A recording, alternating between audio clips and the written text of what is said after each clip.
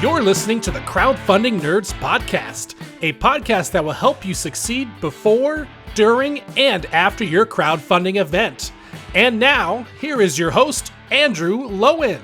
Hi everyone, I'm Andrew Lowen. I run a digital marketing agency. Now I'm an imposter at Sexy Irish Show, and today I'm opening up the episode because we're going to be interviewing Mr. Andrew Lowen himself about his very own board game, Deliverance. Because we've just entered the beginning of our marketing stage, Andrew has announced a tentative launch date, which is June 1st.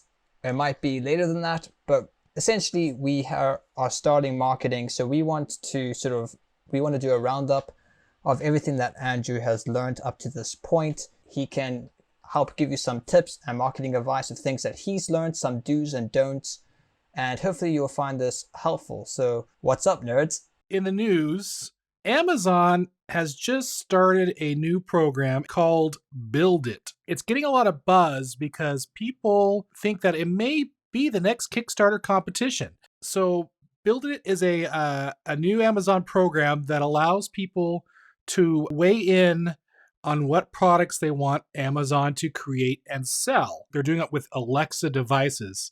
They've got a smart sticky note printer and a smart nutrition scale. Ah, you found it. Yeah. I guess they are basically, it's like Amazon is building its own Kickstarter program that it's like used for internal stuff.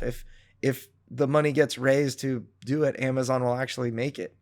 Correct. And it's built into the actual Amazon sales system. So you're actually, when you're on the product page, it looks just like a regular Amazon product page, except for some things have changed. Instead of like the buy it now button on the side, it says, I believe it says pre-purchase. And then they also have a thing under it that says a price. Now for the Cuckoo Clock, I believe it's they're doing a pre-purchase for $79.99. And I think at the time of this recording, it's about 26% funded. And if it fully funds by March 15th, then they'll put it into production. And then the sale price goes away. And once they're in production, it goes up to $99.99. So this gives people a little bit of incentive to pre-purchase now. And then, like I said, it's really interesting because if this actually goes to a larger scale, it can be a big competitor with Kickstarter. Yeah, it's really curious. Amazon is its own pledge manager in that case. You know, it's doing its own crowdfunding, and then it is just listed for full price afterward, which is kind of that pledge manager situation. I wouldn't be surprised if Amazon did something like a scaling tier. If you back it during the crowdfunding effort, then you get it for the cheapest price, and then maybe between production and fulfillment, you can have like a second tier, not quite as awesome price. But I'm sure that they are testing out the waters in this market just to see what the interest level is. I wonder if it'll ever actually apply to games and toys and things that other inventors produce. Yeah, I think it's going to be real crazy because if it does go beyond just Amazon Alexa products, I mean, their buying power is phenomenal. I mean, how many, millions and millions and millions of people, I'm assuming it's like hundreds of millions, go to Amazon and shop. I mean, literally, they have like the entire world audience at their fingertips. And it's all, like you're saying, it's more of a complete system as opposed to just a crowdfunding system. Another interesting thing is since I am a SEO wizard, I keep my eyes on SEO stuff as well. I don't know if you guys have been hearing what's going on down in Australia, down under. Yeah, they're making search engines pay to advertise news sites. And Google originally said, you know what, we're going to pull completely out if you do it. And then Facebook's like, you know what, we won't share or allow Australian news sites on our platform. And that solves that problem. What, did they back down or what? So Facebook's just said, we're not gonna comply. We're not gonna pay for news. Facebook says I can't remember the numbers, but I want to say for Australian news, they say they bring in over 400 million referrals. I don't know if it's every year or every month, but they say, we have people click on the links and they go to the news sites and we're giving them the traffic. And then Google, on the other hand, because they just display news, they're like, well, if we're gonna have to pay, we don't want to do that. However, they just recently negotiated with Murdoch's news company, and so they're paying them to do Australian news, but only them. I don't see any other news company that they are negotiating with. So this new law that's supposed to pass in Australia, I believe it's already passed the House and it's going to the Senate, and it's supposed to pass, I think, next week, may still be I think it's going to hurt the Australian people. Because now Facebook's not allowing to share any Australian news. And Google's like, well, If we have to pay someone, we're just going to pay one person, and now you have to see the news from the one person. I think it's really interesting. Sorry, it's not quite crowdfunding related, but It is pretty wild to see just the power that big tech wields is, I mean, greater than in many cases the power of a nation. Yeah. Which It's scary. Yeah, it is scary. But I'm sure we could talk about that for a while. So Andrew, why don't you tell people some of the blogs and websites that you researched before starting any of this? And is there anything that you could recommend people like they must read before they even think about Kickstarter? Oh yeah, that's so important to educate yourself before you walk down a road like this. I see so many people showing. I mean, I was asked today about a board game where somebody finished the art for their box cover and they did not have their map designed. And like, can you help me design my map? Is what someone asked me today, just, on Board Game Geek in a private message, because I contribute to the board game design forum and whatnot. And just showed me, oh my goodness, there are people out there that are putting the cart before the horse in a major way. A horse pulls a cart does not pull a horse, right? So you put the cart behind the horse and attach it, and everything works like it should. Mind blown. Yes. Deep truths from the Crowdfunding Nerds podcast. When you get someone that just doesn't know the basics and they've invested a lot of money and they come to try to, get marketing, it just is kind of a pity in a lot of ways. And so the way that you combat that is with knowledge. You educate yourself. And when I started, this is probably 4 years ago, I just got interested in Kickstarter. I backed my first campaign, I think in 2015. And then probably 3-4 years ago, I guess now 4.5 years ago, I started work on the board game that eventually became Deliverance. During that time, I wanted to make a fun game. I, did research on the boardgamedesignlab.com website. That was really helpful for teaching me how to build, or really what steps are most important to actually design a board game. But at the time, there were two websites that were extremely helpful to my learning, which was stonemeyergames.com, or actually now you can go to kickstarterlessons.com. It'll bring you to what amounts to easily over 300 articles on how to bring a product to Kickstarter and be successful. This is by somebody named Jamie Stegmeyer, who actually I hope to interview on our podcast one day soon. But they just outline all of the lessons that they learned themselves, and they actually went through and categorized those lessons into a giant table of contents that you should read either chronologically or based on the topic. So that is extremely helpful. And have you read everything on that website? Like, have you read all 300 of those articles? Oh, I've read at least 90% of what's on that website. It's a lot of reading, but I've had several years to digest all of it. And I'll say that I constantly go back. I mean, several times a week, I go back and I read something. Jamie he must just really love writing because he does it every single week. And like every Thursday, he always posts something new, and it's always business related, always helpful to a game designer on a Kickstarter front. He actually plugged us probably about a month or two ago, which was cool. I would definitely recommend, before you decide you want to start a business with, in the board game field and go to Kickstarter, you really need to have all of those lessons digested. It's a book and you need to read it. In fact, actually, on that point, he has a crowdfunder's strategy guide, which is useful. I would recommend you pick that up. It's like $20 from his website. I think you can get it in a digital PDF, so you can kind of dig into the lessons that way as well. Another site that, of the two, maybe even more essential than Stonemeyer Games' blog, was James Matthey's blog. I believe that his website is called Minion Games. James Matthey is a board game publisher that passed away a few years back, and he created a website or his company is called Minion Games, but he would also post helpful articles on his site. And he had a couple of articles that were really, really influential, not just in my board game design, journey, but very importantly in my journey as a marketer for Kickstarter projects. Some of his most influential articles were great manufacturers. He has a list of a ton of manufacturers for a project and advice related to manufacturing. He has, information related to shipping and fulfillment. And probably the most influential article I read, the single most influential article, is benchmarks. Benchmarks you should look for. That's where I learned, if you build an email list for a specific product, he said you should expect between 10 to 16% of that email list to convert. And those are, I see very similar numbers. And actually the top end, we've seen outliers that are above that number, which is to the height of about 30%, which is incredible when that happens. But the average really is about 10 to 15. So he said 10 to 16. He says 5 to 8% if it's your company's list, but maybe not for that particular game. So a company like Simon or Skybound Games, Skybound Games released a new game this week called Bloodstone.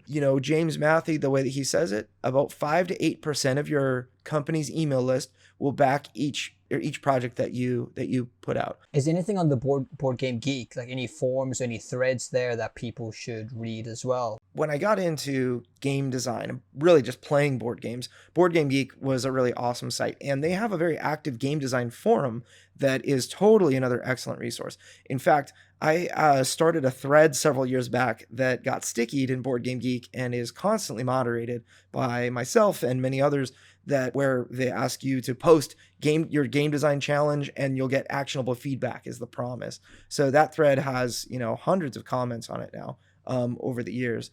That's a really great place. And then one last resource is Gatekeeper Games. John Rott is a board game publisher that actually specializes in a couple of different products, but a big one is dice. He got really popular for halvesies dice.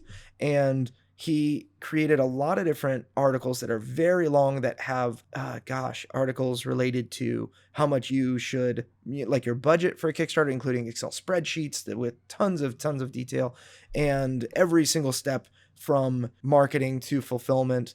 And that was very useful for me as well. I'm really interested in your online marketing presence. What was the first thing you did online to promote the game? Did you start the Facebook group? Did you start the web page? Did you just start with an email list when you were, because I know you went to conventions and stuff. How did you start your online presence? The first thing I did before I had a website or anything, I went to MailChimp and I started an email list.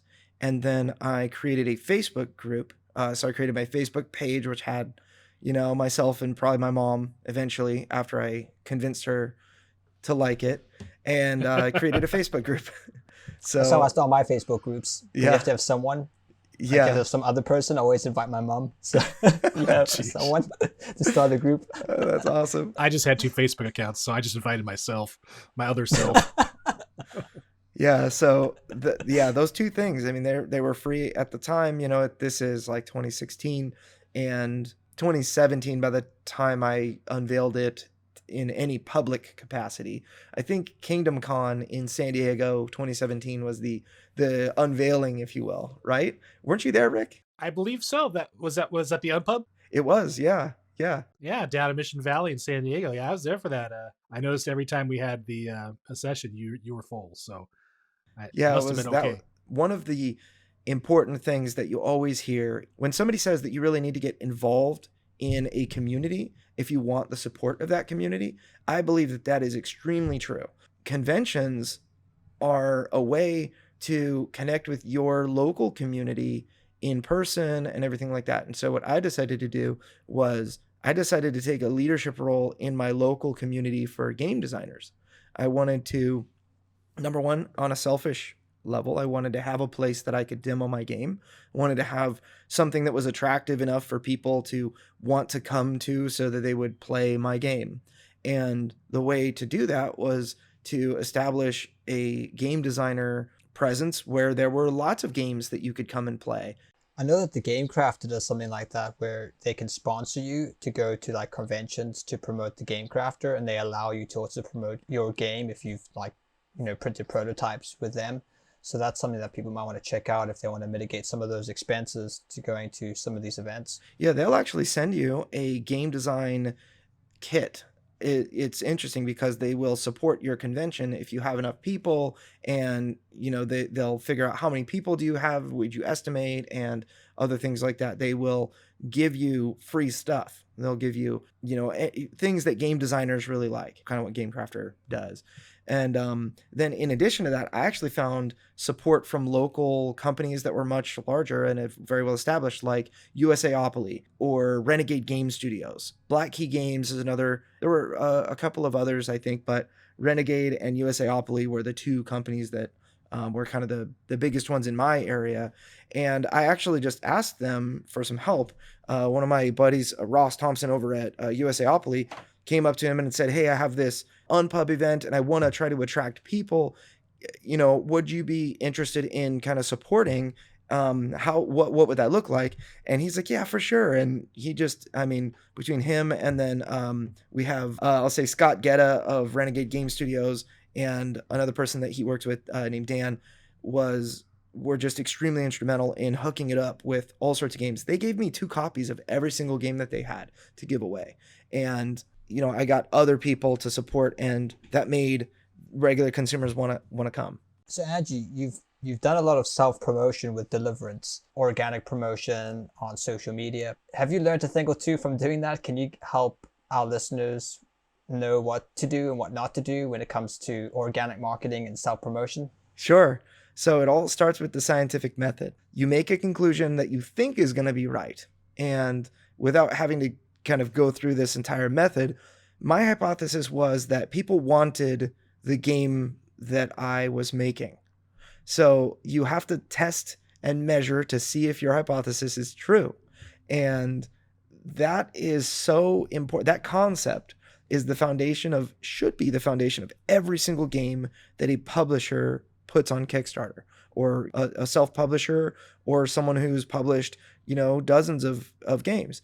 Every single time you need to start with that hypothesis based on what you think the market's going to like, and then you need to test to see if they actually will like it, hopefully before you spend tens of thousands of dollars on bringing it to Kickstarter. So I started with this idea that people wanted a game like this, and I set out to prove it.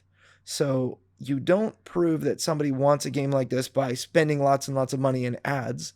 You prove it by telling people, "Hey, here's this idea I have," and people will volunteer themselves and say, "I like this," or "I don't like this," or if there's indifference, that's quite a common situation, then things need to change because it's just not appealing enough.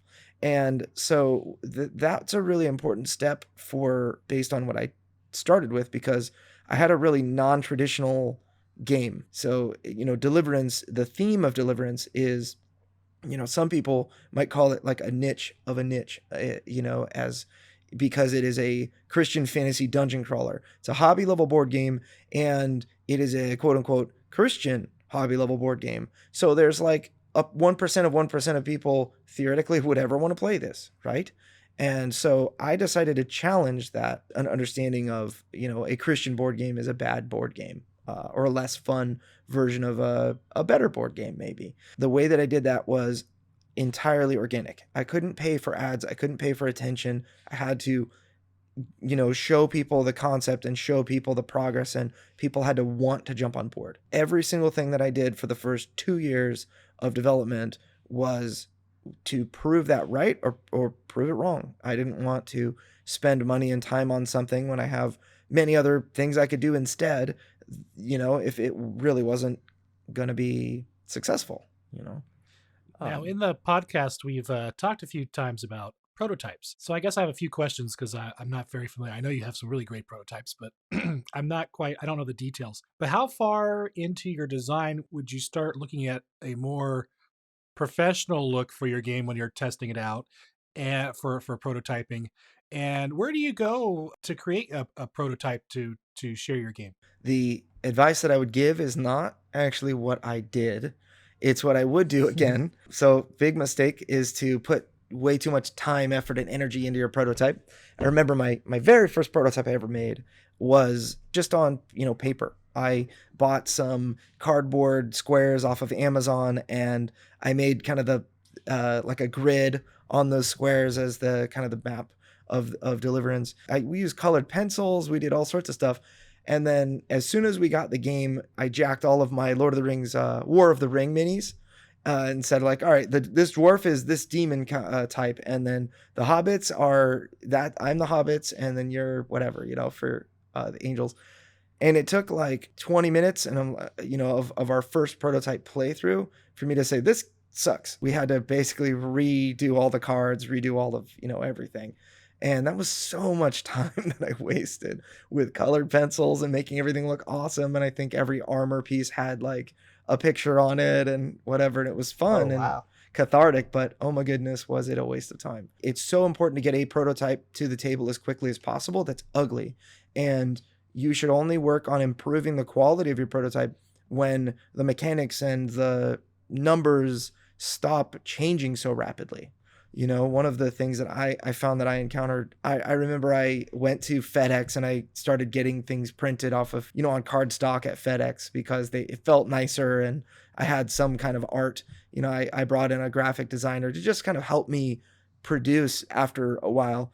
And I decided I want a nicer looking prototype. Maybe a convention was coming up and I wanted a nicer looking prototype for the Unpub.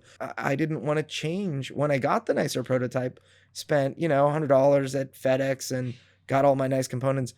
It was kind of a bummer when I had to change everything immediately after that convention. And, it's like, well, what am I going to do? Spend another $100 or, am I going back to paper, which is eventually what I did. It's like, just went back to paper because I don't have the money to just keep, spending or time to just update something that's going to change over and over and over again, right? The key really is to be nimble, be able to move. And where this relates to marketing is you're going to spend so much money. And maybe why that relates to marketing is because you're spending money on something that you could be saving for your eventual marketing push. So is Deliverance completely unrecognizable from its original rendition? How open should people be to the game changing? Very open. For Deliverance, the core game loop, that kind of remained in a similar form to even when it started. We always had the darkness cards and that would interact, that players would need to interact with while dealing with this tactical combat on a board. That was always kind of the core of the game, but so much else changed. We had at one time event cards and other things that you would draw and read a story and make a decision. That just ended up being completely lame. We also had eventually it was like two sides of a character where one side was the side for new players that had less skills and the other side was the side for pros that had like the passive ability and all of this other stuff, like 8 or 9 different abilities instead of 4 or 5. So that, my thought was that, mom can play along with her pro nephew or whatever. And the pro nephew would always harass the mom into playing the advanced side and would say, I'll just teach you how to do it. I'll just, of course the mom didn't even know what she was doing, right? The more open you are to trying stuff and to rapidly iterating, the better a product you're going to have. There are some times that I can remember, like very specific times in the design of Deliverance, where somebody told me something as they were talking and giving me feedback, exactly what I was hoping for. The color drained out of my face and a pit just started opening up in my stomach thinking, oh my goodness, he's right or she's right. And I have to make some serious changes to this game. The last time that happened was actually at the Gamma convention. This is back in like March 2020. And I played Deliverance with Sam Healy and it was really late. It was just set up for, we were set up for failure the way that, we played it. We started at like midnight and there was somebody who was kind of a weird combative player and was just trolling Sam over and over again. It made him not enjoy his experience. And then at the very end, he's like, I really like this game, but there is a ton of downtime. And he was frustrated. And I realized, oh my goodness, there is. And I know where it's coming from. It was because people would constantly roll dice. All of a sudden realized I need to change every single card in this entire game to get rid of dice. And then having a game that is as optimized as can be, how does that impact your marketing decisions? The thing that I love about Deliverance is that it stands so well on its own. And when I speak, So meaning the gameplay and the experience that a player has just is, it stands out and players love that. Whenever I speak about it, that's usually the thing that ends up causing people to say, oh, I don't think I'd like that game if I talk about it. But if I just let the game speak for itself, people have a great time. So depending on how I speak about it, for example, if I call it a Christian fantasy dungeon crawler, that's probably going to turn some people off just because of the implications in the name. But if they see it, if they see the art, if they see it on a table, and if they see players, just slaying demons and having a great time, the game just kind of speaks for itself. And it's like a lot of people that would normally be closed off to a quote unquote Christian product are very open-minded. I've had Satanists play, and when I say Satanists, I say they are card-carrying members of the Church of Satan, and they let me know this, play the game, and they had a blast, and they were like, I love this game. I can't wait to back this game. And I think that that's a very important element, is having a great product. I mean, you can spend a lot of marketing dollars on a mediocre product that looks good, and you can make a lot of money on an initial Kickstarter, but the problem is that if that's your only concern, is to make a lot of money on Kickstarter, where do you go from there? You just basically made all the money you're going to make with that product, because when people get it, they're not going to be very excited about it. And so I think that that's why testing your product is so important. You have to beat it up and challenge all of your preconceived notions. If it's a game that you think is great, that doesn't really tell me much. You have to have a group of hardcore followers that think it's great if you want to do anything above mediocre on Kickstarter. As you're playtesting and doing these things, you're also marketing your game at the same time. Yeah, absolutely. Marketing a board game is a very intimate thing. During normal times, you get around a kitchen table or a dining room table, whatever it is, and you sit down. It's almost like having a meal with friends. That's a very intimate thing. In a lot of cultures, when you have a meal, that means that you are friends, no matter what your background is, or, that kind of thing. And when you play a board game, you're kind of doing the same thing. You're sitting around with a group of friends, enjoying their company with this. There's a vehicle that helps. It's like a fun box that you open up, and everyone gets to do something that they're enjoying, in theory. I mean, I played some Twilight Imperium games that had people crying, begging to get out. Whereas something like video games, it's a lot more isolated. It's the experience you're having by yourself. Get wrecked, noob. Get on my level. Yeah. And if you troll your friend, you're trolling the person across the table from you. So, it can be a little awkward. So, Andrew, if you had to start from square one, let's say a meteor came and just smashed Deliverance to smithereens and went up in a big ball of fire, how would you start again, and what would you do differently? So the first thing I would do is, just like before, I would absolutely, day one, I would get MailChimp, put the app on my phone, and create a page in a Facebook group. The Facebook group and the email list were just so important for, creating that interest, for actually driving people to do the desirable thing that I want them to do. Number one, to know about a convention, to know, whatever it is, right? To provide feedback. So that's super important. Those would be my ways to bank, I guess, the effort that I put into anything, an event, social media, engagement. Those are my two places that I bank the fruits of that labor. So the next thing I would absolutely do differently, I would create a prototype faster, and I would be more open to iterating. I would make it an ugly prototype. The third thing I would do is probably have more experience in games. I don't know if that is allowed. If I had to go back in time, then I would probably find ways to play more games.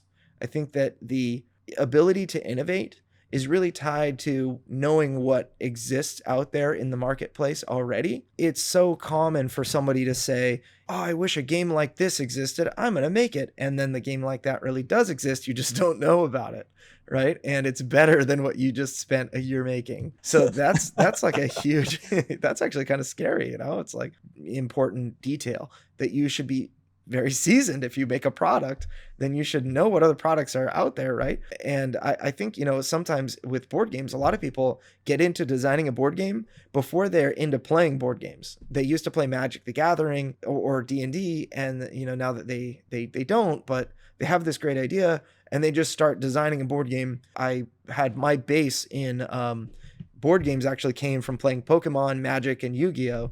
I played a lot of those three things. I got a lot of my technical understanding of how to write a very clear card text from those games, especially Magic. Yu-Gi-Oh! Is awful. Board games are work. You know, when you pull out a video game, you don't pull out the instruction manual. With a board game, you have an instruction manual and someone has to read the whole thing before you can really play, right? And so someone has to work. Yeah, exactly. So I, of course, became the rules reader for myself. The lore master. Yes, exactly. So my player number 2 is my wife, and she did not like some of the games that I was bringing in and trying to play. You know, they were all competitive. Every single one of them were, 2 hours long. And I mean, War of the Ring, I think, was her first game, hobby level board game experience was War of the Ring. And that took 3 days. We had that set up for 3 days.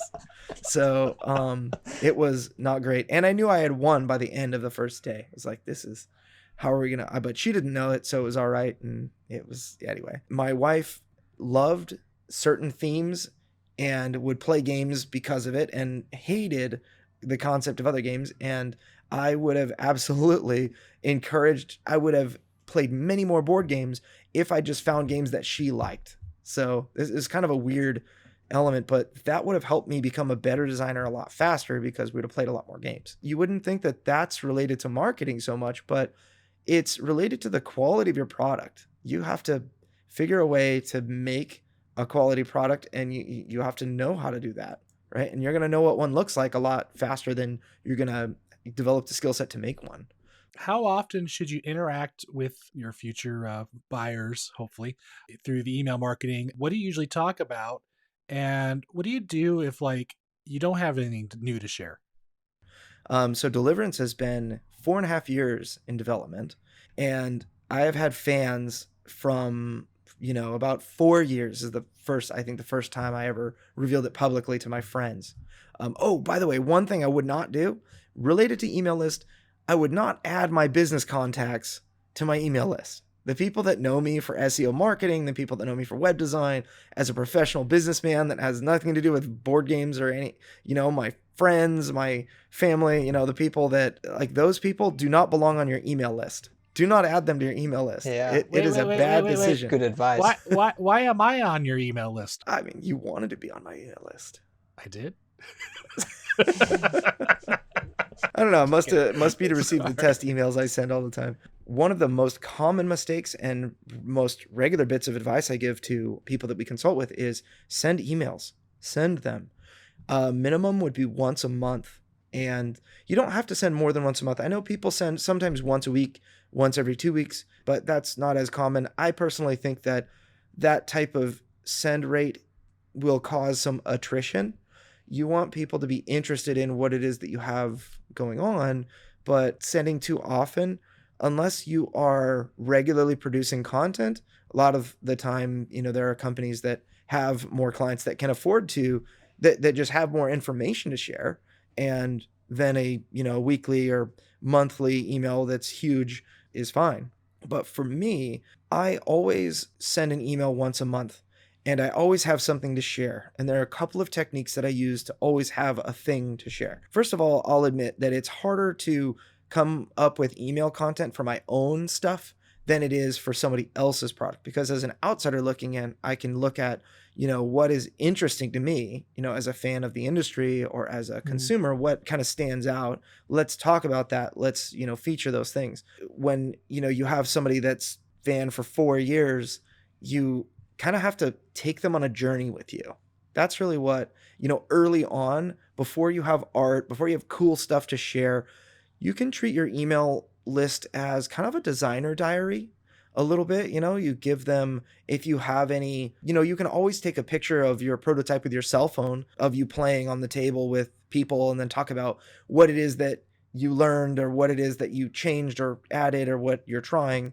That type of thing is really useful. The second thing is when you do have a cool thing to share, make sure that you write it down or track it somehow, because it's really easy to forget all of the cool stuff that you've done. It's really easy to discount what you've done. So I actually use my Facebook group. The Facebook group is a place that I just post things that I'm thinking at the time.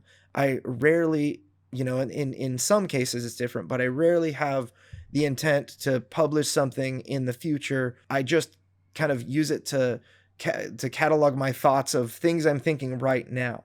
So the Facebook group, I'll post something that I thought of 20 seconds ago. It's like, oh, that'd be really cool for the Deliverance Insiders. And I post it. When it comes time for the email list or the email send, I can actually look back at the Facebook group and say, what the heck did I talk about this month? I don't remember. It's really nice to have that. So sometimes it's like, oh yeah, that's right. We were talking about, the demon talents or whatever, the heavenly treasure cards.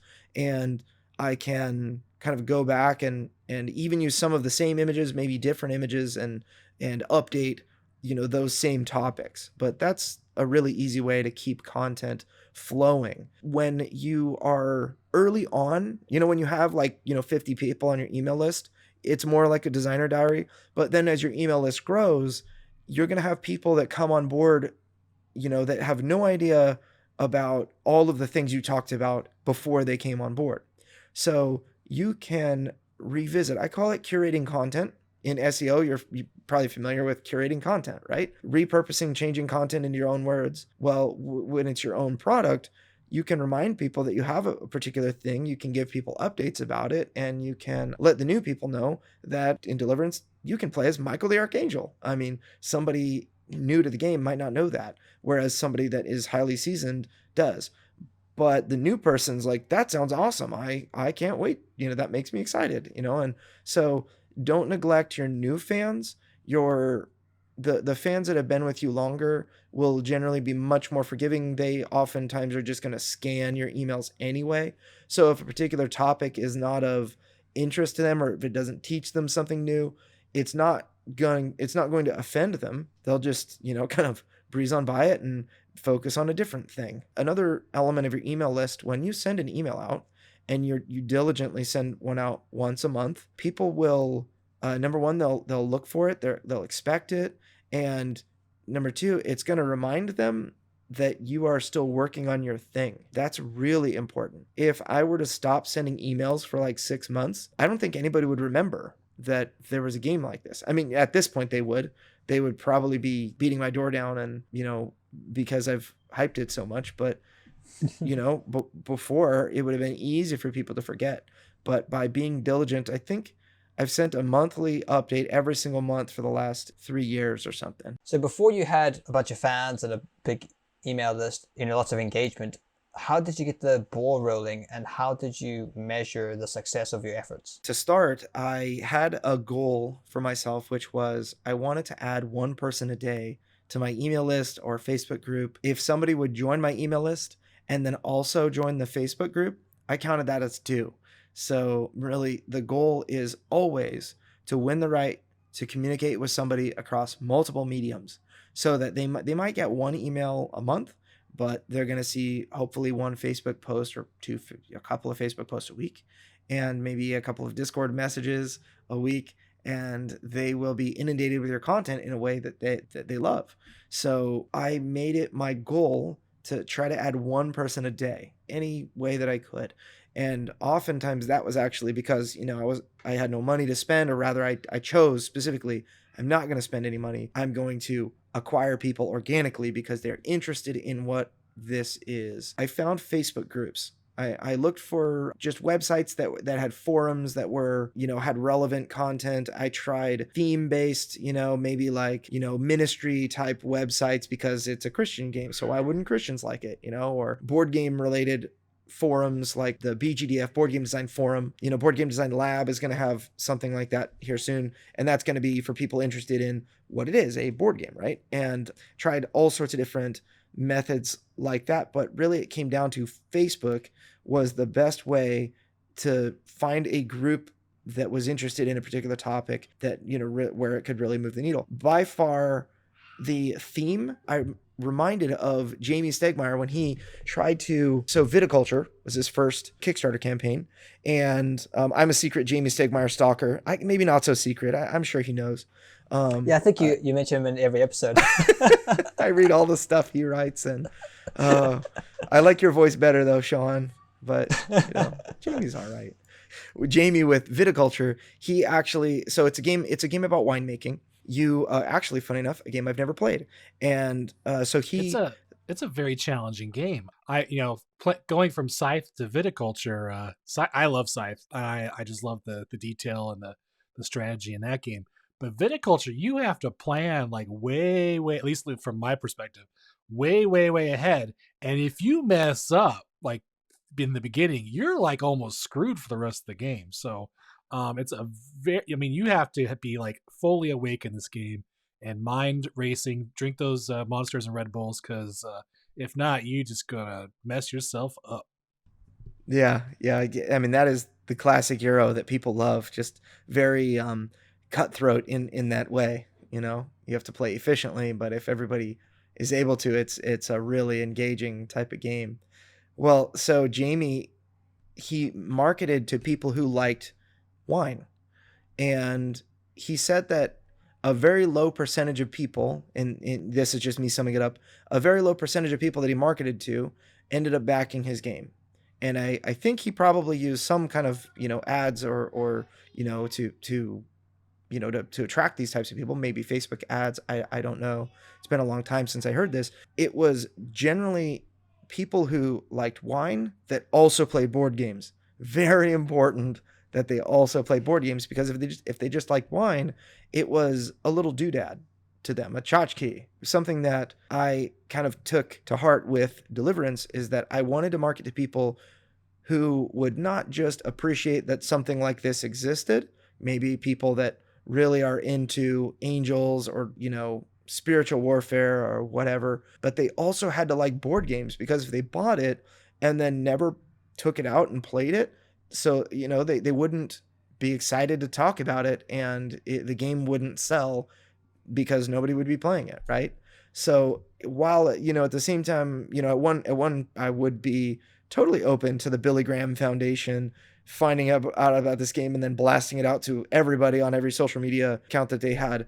I don't think that would result in, yes, maybe it would be a small blip, maybe it'd be newsworthy, whatever, but it really wouldn't result in people buying the game that fully intended to play it because it looked like a good game.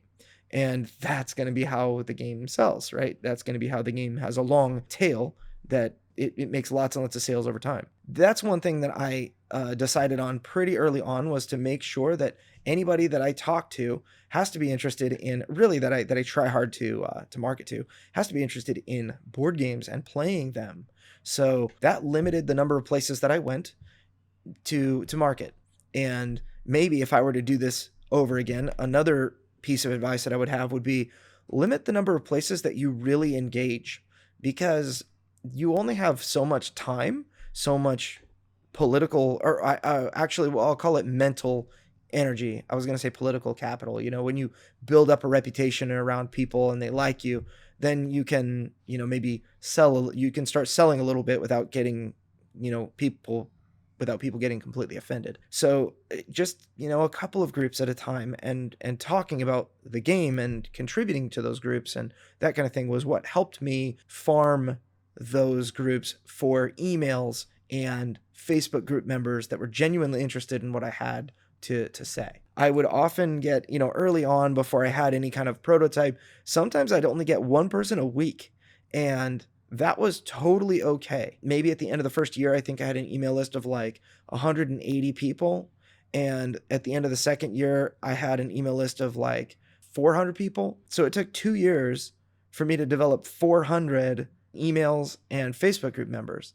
And it was like, hey, I need to, this was like when the design was early on. And I actually ended up getting up to about 1,000 people within 6 months after that, because I had a little bit of momentum, and it was just way easier to develop. One day it's weird how something like this reaches critical mass, and one person post something and 2 or 3 people respond, and before you know it, I mean, you've got a year or two later, you've got lots of people making lots of posts every single day, and that's just kind of how it works. Deliverance was kind of that way, where it started out kind of small and then blew up to like 900 by the time I actually put a penny into ads. I think I put like $5 or $10 a day into ads for about a month, and we grew from 900 to like 1,200 in 1 month. It was pretty cool. But yeah, so now we're beyond. We're at like 1,600 members in the group and 2,400 emails, and I'm still, it's all a seed that we're building up. So now we're at this kind of weird pre-marketing phase where this is actually the time we're going to begin the pre-marketing. I have a seed of 2,400 people. I spent a total of like $300 in ads over the course of time that I've had this email list. So it's nice that we don't have to go from 0 to 5,000. All of that work that we've done, it should surely make a difference. And it looks like this is all the time we have for this week's episode of Crowdfunding Nerds. A big thank you to Andrew Lowen for pouring his heart out about his journey so far through Deliverance the game. And of course, Sexy Irish Sean and SEO Wizard Rick also would like to thank you for listening to this week's episode. For more information on this episode and all of our other episodes, feel free to visit us at crowdfundingnerds.com. And if you have any kind of question about the crowdfunding process, feel free to visit crowdfundingnerds.com/question, and we will do our best to answer that for you, and you may be featured on a future episode.